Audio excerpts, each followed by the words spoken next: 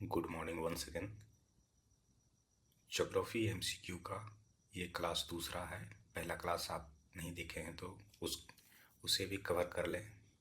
उसमें महत्वपूर्ण प्रश्नों को करवाया गया है। तो आज का पहला क्लास है निम्न कथनों पर विचार करें। मेघालय का पठार हिमालय श्रेणी का भाग है। दंडकारण्य दक्षिण भारत के प्रायद्वीपीय पठार का भाग है। तो कूट के प्रयोग से सही कथन का चयन करें। तो इसका उत्तर कहता है केवल दो। इसमें से केवल दो को सही माना गया है और एक को गलत माना गया है। एक्सप्लेनेशन को देखते हैं। मेघालय का पठार प्रायद्वीपीय पठार का विस्तार है। यह भ्रंशन के कारण प्रायद्वीपीय भाग में मालदा गैप द्वारा पृथक हो गया है। तो मेघालय का पठार हिमालय श्रेणी का भाग नहीं है, ये प्रायद्वीपीय श्रेणी का भाग है। कि निम्न कथनों पर विचार करें। भारत की तट रेखा की कुल लंबाई 6500 किलोमीटर है। दूसरा कहता है भारत के प्रादेशिक जल क्षेत्र का विस्तार तट से 200 समुद्री मील तक है। तीसरा सबसे लंबी तटरेखा गुजरात राज्य की है। तो कूट में प्रयोग से सही कथन का चयन करें। तो इसमें से सही कथन मात्र 3 को माना गया है। तटरेखा की कुल लंबाई 65,000 इसे गलत माना गया, 6500 गलत माना गया है। और भारत के प्रादेशिक जल क्षेत्र का विस्तार जो 200 समुद्री मील तक है, इसे भी गलत माना गया है। एक्सप्लेनेशन को देखते हैं। कहता है कि अंतःस्थल की सागर की ओर निकले भाग को मिलाने वाली सीधी रेखा को आधार रेखा कहते हैं। किसी भी देश के प्रादेशिक जल क्षेत्र को क्षेत्रीय सागर कहा जाता है। क्षेत्रीय सागर की दूरी आधार रेखा से सागर की ओर नापी जाती है, जो सामान्यतः 12 समुद्री मील तक होती है, जबकि विशिष्ट आर्थिक मंडल आधार रेखा से सागर की ओर 200 समुद्री मील तक होती है। अतः भारत के प्रादेशिक जल क्षेत्र की विस्तार तट से 12 समुद्री मील तक है। भारत 3 ओर से समुद्रों से घिरा है। इसी कारण तट रेखा 7516 किलोमीटर लंबी है, जो कि ऊपर में बताया गया था 6500 किलोमीटर। इसी कारण से ये गलत हो गया। इसकी तट रेखा पर 9 राज्य हैं। अगला पॉइंट यहाँ पर बन सकता है क्वेश्चन का कि तट रेखा पर कितने राज्य हैं। तो 9 राज्य, जिसमें गुजरात की तट रेखा सबसे लंबी यानी कि 1214.70 किलोमीटर है। इसके बाद आंध्र प्रदेश की तट रेखा है, जो कि है 973.7 किलोमीटर। प्रश्न है कि निम्न कथनों पर विचार कीजिए। निकोबार द्वीप समूह का विस्तार शिखर सैंडल पीक है। अंडमान द्वीप समूह का सर्वोच्च शिखर माउंट लूथियर है। तो सही कथन इसमें बताया गया है ना तो एक है। प्रश्न का एक्सप्लेनेशन को देखें तो अंडमान और निकोबार केंद्र शासित प्रदेश में अंडमान और निकोबार द्वीप समूह शामिल है। ये बंगाल की खाड़ी में अवस्थित है। अंडमान द्वीप समूह का सर्वोच्च शिखर इसे सैंडल पीक, जिसकी ऊंचाई 732 मीटर, ये उत्तरी द्वीप पर दिल्ली पुट के निकट स्थित है। जबकि निकोबार द्वीप समूह का सर्वोच्च शिखर ये माउंट लूथियर है, जिसकी ऊंचाई 642 मीटर है।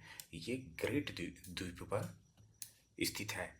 फिर कहता है कि अंडमान और निकोबार द्वीप समूह में 572 द्वीप एवं टापू हैं, जिसमें 550 अंडमान द्वीप समूह में और 22 निकोबार द्वीप समूह में है। अगले प्रश्न की ओर चलते हैं।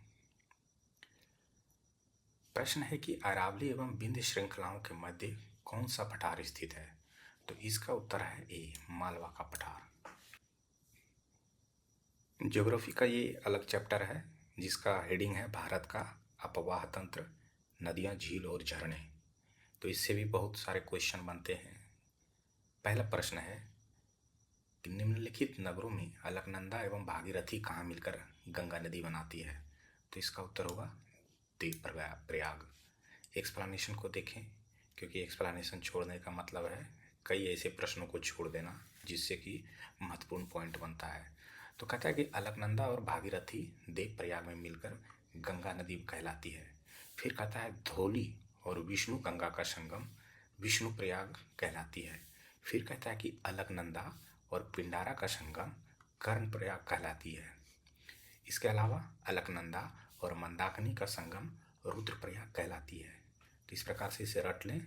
साथ ही साथ कहता है कि गंगा हरिद्वार के निकट मैदानी भाग में प्रवेश करता है। तो गंगा कहाँ प्रवेश करता है, तो ये हरिद्वार के मैदानी भाग के नज़दीक।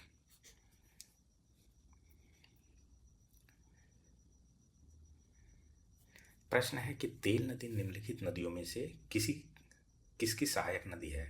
तो इसमें से बताया गया है कि महानदी की सहायक नदी है। तेल नदी महानदी की सहायक नदी है। इसके अलावा महानदी छत्तीसगढ़ के सिहावा श्रेणी से निकलती है तथा बंगाल की खाड़ी में जाकर गिरती है। पूछ दे कि महानदी कहाँ से निकलती है, तो इसका उत्तर होगा छत्तीसगढ़ के सिहावा श्रेणी से। फिर है महानदी की अन्य सहायक नदी हैं शिवनाथ, हसदो, मांड, ईव, केलो, जोंक। अगला पॉइंट है इसी प्रश्न का एक्सप्लेनेशन में कि हीराकुंड तथा टीकर पारा बांध इस नदी पर प्रमुख बहुउद्देशीय परियोजना है। पूछते हीराकुंड परियोजना किस नदी पर है, तो इसका उत्तर होगा महानदी पर। महानदी द्रोणी का अपवाह महाराष्ट्र, छत्तीसगढ़, मध्य प्रदेश, झारखंड तथा उड़ीसा में है। अगले प्रश्न की ओर चलते हैं। प्रश्न है कि रंगीत किसकी सहायक नदी है, तो इसका उत्तर होगा तीस्ता। तीस्ता ब्रह्मपुत्र नदी की सहायक नदी है। इसका उद्गम सिक्किम राज्य में स्थित चोलामू झील से होती है। इसकी सहायक नदी रंगीत है जो सिक्किम के रंगोत हिमनद से निकलती है। प्रश्न है दूधगंगा नदी निम्न में से किसमें अवस्थित है, तो इसका उत्तर होगा महाराष्ट्र। एक्सप्लेनेशन को देखें तो दूधगंगा नदी महाराष्ट्र और कर्नाटक राज्य में बहने वाली एक नदी है। महाराष्ट्र के सिंधुदुर्ग जिले की पश्चिमी घाट से निकलकर कोल्हापुर जिले होते हुए कर्नाटक के बेलागांव जिले में कृष्णा नदी में मिलती है।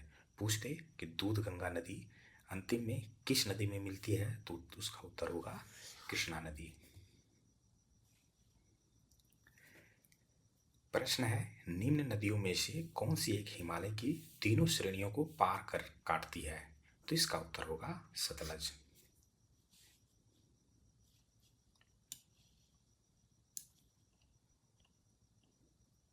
सतलज के बारे में बताया गया है कि सतलज नदी हिमालय की 3 श्रेणियों बृहद हिमालय, लघु हिमालय एवं शिवालिक को काटती है। सतलज नदी मानसरोवर झील के समीप राकस ताल से निकलती है। यह नदी सिपकिला दर्रा से भारत में प्रवेश करती है। पूछ दे भारत में यह किस दर्रे से प्रवेश करती है, तो ये होगा सिपकिला दर्रा। फिर कहता है हरिके बैराज भाखड़रंगल परियोजना सतलज नदी पर स्थित है। अगला प्रश्न है भारत की निम्नलिखित में से कौन सी नदी घाटी गहन अवलिका अपरदन से प्रभावित है, तो इसका उत्तर होगा चंबल। कि अवलिका अपरदन सामान्यतः तीव्र ढालों पर होता है। वर्षा से गहरी हुई अवलिकाएं कृषि भूमियों को छोटे छोटे टुकड़ों में ये क्या कर देती है, खंडित कर देती है, जिसमें से वे कृषि के लिए अनुपयुक्त हो जाती है। जिस प्रदेश या भूमि में अवलिकाएं अथवा बिहड़ अधिक संख्या में होते हैं उसे उत्खाद भूमि यानी कि बेडलैंड स्थलाकृति कहा जाता है। भारत में मालवा पठार में स्थित चंबल नदी का बाह्य क्षेत्र अवलिकाओं अपरदन में सर्वाधिक प्रभावित है ना। मालवा पठार का जो क्षेत्र है इससे अधिक प्रभावित है। इसके परिणाम स्वरूप ही चंबल घाटी में गहरे खोह एवं गड्ढों का निर्माण हो गया है। तो इस प्रकार से इसका चंबल नदी के बारे में एक्सप्लेनेशन था। अगले प्रश्न की ओर चलते हैं। प्रश्न है गंगा नदी की निम्न सहायक नदियों पर विचार कीजिए। गंडक है, कोसी है, घाघरा है, गोमती है। उपर्युक्त नदियों का पूर्व से पश्चिम की ओर सही अनुक्रम यहाँ, तो इसका उत्तर है बी। सबसे प्रथम आएगा पूर्व में कोसी, फिर आएगा गंडक, फिर आएगा घाघरा, फिर आएगा गोमती। एक्सप्लेनेशन को देखें तो गंगा की सहायक नदियों का पूर्व से पश्चिम का सही अनुक्रम है कोसी, गंडक, घाघरा, गोमती। कोसी नदी तिब्बत के गोसाईनाथ धाम से निकलती है। अब प्रश्न आता है कोसी नदी कहाँ से निकलती है, चूंकि ये बिहार में शोक का कारण इसे कहते हैं, इसका उपनाम है शोक का कारण। तो ये गोसाईनाथ धाम से निकलती है तथा काढ़ा गोला बिहार के पास गंगा में प्रवेश करती है। फिर है कि गंडक नदी नेपाल हिमालय से निकलती है तथा पटना के सोनपुर हाजीपुर में गंगा में मिलती है। फिर है घाघरा नदी तिब्बत पठार के माचपा चुंग हिमनद से निकलती है तथा ये छपरा में गंगा में मिलती है। इसके अलावा कहता है गोमती नदी फूलहर झील पीलीभीत जिला यूपी से निकलती है तथा ये गाजीपुर में गंगा में मिलती है। अगला प्रश्न है, निम्नलिखित में से कौन सी एक लूनी नदी की सहायक नदी नहीं है? तो इसका उत्तर होगा बराक। लूनी नदी भारत की एकमात्र अंतर्वाही नदी है। यह नदी अरावली पर्वत के निकट अनास सागर से उत्पन्न होकर दक्षिण क्षेत्र में प्रवाहित होते हुए कच्छ के रण में जाकर मिलती है। खारी, सुकरी, जवाई इत्यादि ये लूनी नदी की सहायक नदियां हैं। प्रश्न है कि ब्रह्मपुत्र नदी की निम्नलिखित सहायक नदियों पर विचार कीजिए। लोहित है, तीस्ता है, सुबसिरी है और संकोश है। तो उपर्युक्त नदियों में पश्चिम से पूर्व की ओर क्रमबद्ध कीजिए। तो इसमें से उत्तर 2 को माना गया है। सर्वप्रथम कहा गया है कि पहला होगा पश्चिम से पूर्व की ओर बहने वाली तीस्ता, दूसरा होगा संकोश, तीसरा होगा सुबसिरी और चौथा होगा लोहित। एक्सप्लेनेशन को देखते हैं। ब्रह्मपुत्र नदी तिब्बत, भारत तथा बांग्लादेश से होकर बहती है।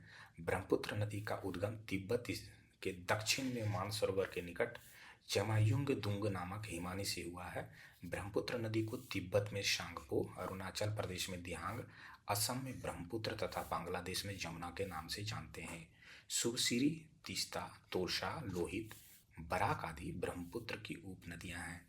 सहायक नदियों का पश्चिम से पूर्व की ओर क्रम जो है, पहला होगा तीस्ता, फिर होगा संकोश, फिर होगा सुबसिरी, फिर होगा चौथा में लोहित।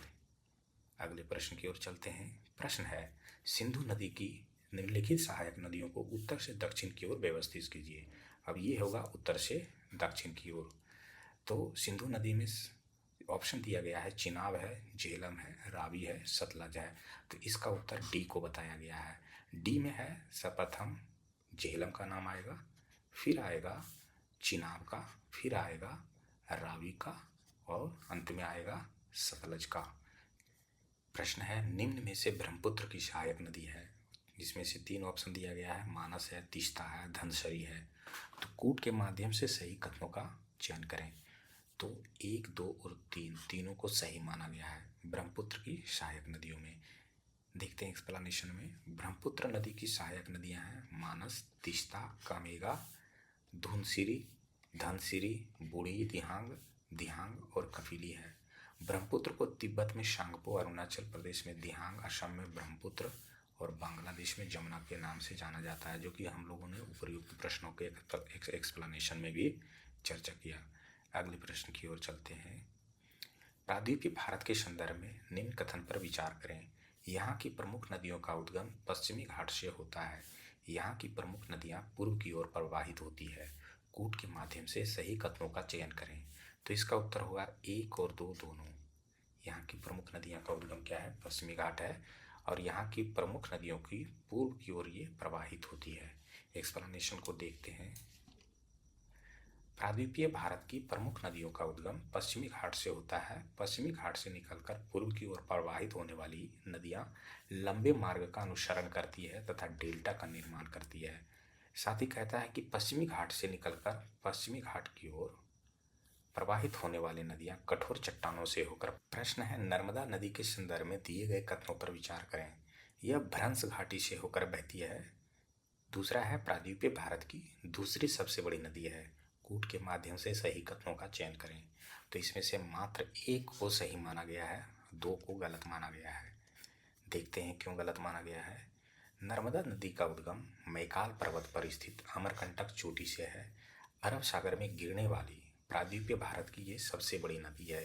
ये नदी कहाँ गिरती है, तो अरब सागर में जाकर गिरती है।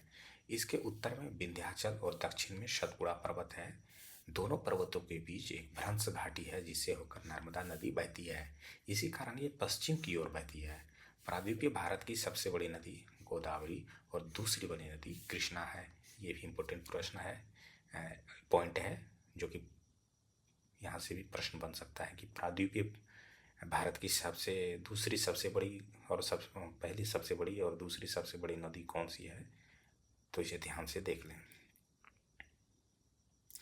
प्रश्न है, पश्चिम की ओर बहने वाली नदी है, पहला है नर्मदा, दूसरा है ताप्ती, फिर है कृष्णा, फिर है महानदी। तो इसमें से 1 और 2 को सही माना गया है। 1 में नर्मदा है और 2 में ताप्ती है, जो पश्चिम की ओर बहती है। एक्सप्लेनेशन को देखते हैं कि भारत में पश्चिम की ओर बहने वाली 3 प्रमुख नदियां, जिसमें नर्मदा, ताप्ती और माही है, ये किधर बहती है? भारतीय मानचित्र के पश्चिम की ओर। ताप्ती नदी मध्य प्रदेश के बैतूल जिले के मुल्ताई के निकट सतपुड़ी पहाड़ियों से निकलती है। इसकी लंबाई लगभग 724 किलोमीटर और प्रवाह क्षेत्र 65,145 वर्ग किलोमीटर है। मध्य प्रदेश, महाराष्ट्र, गुजरात से प्रवाहित होती हुई ये नदी अरब सागर के जवार नद मुख पर का निर्माण करती है। महानदी और कृष्णा नदी बंगाल की खाड़ी में गिरती है। प्रश्न है कि कावेरी नदी के संदर्भ में निम्न कथनों पर विचार करें। पहला है, इसका उद्गम सह्याद्री से है। फिर है, ये केरल, कर्नाटक और तमिलनाडु में प्रवाहित होती है। कूट के माध्यम से सही विकल्प का चयन करें। तो इसमें से मात्र दूसरा को सही माना गया है। ये केरल, कर्नाटक और तमिलनाडु से प्रवाहित होती है। पहला है, इसका उद्गम सह्याद्री, जो कि गलत है। एक्सप्लेनेशन में देखते हैं क्यों गलत है। तो कावेरी नदी कर्नाटक के कुर्ग जिले में ब्रह्मगिरी की पहाड़ी से निकलती है, न कि सह्याद्री से।